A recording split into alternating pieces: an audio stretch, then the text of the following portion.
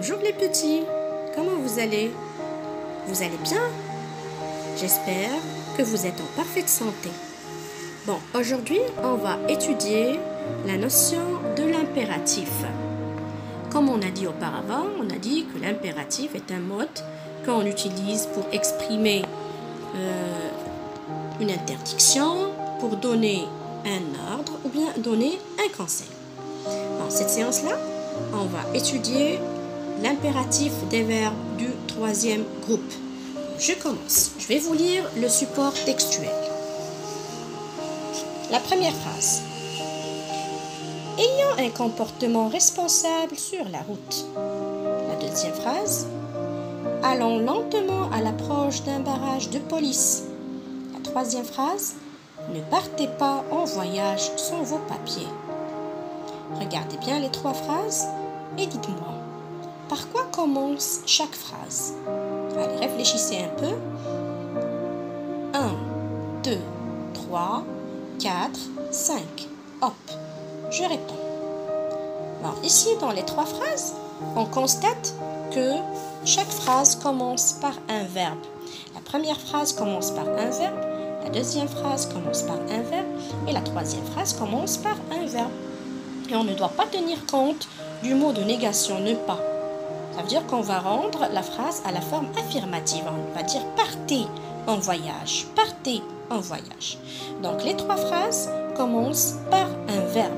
Donc ces trois phrases sont des phrases impératives car elles commencent par des verbes. Et ces verbes-là sont des verbes conjugués à l'impératif présent. Maintenant, essayez de préciser le groupe auquel appartient chaque verbe. Réfléchissez un peu.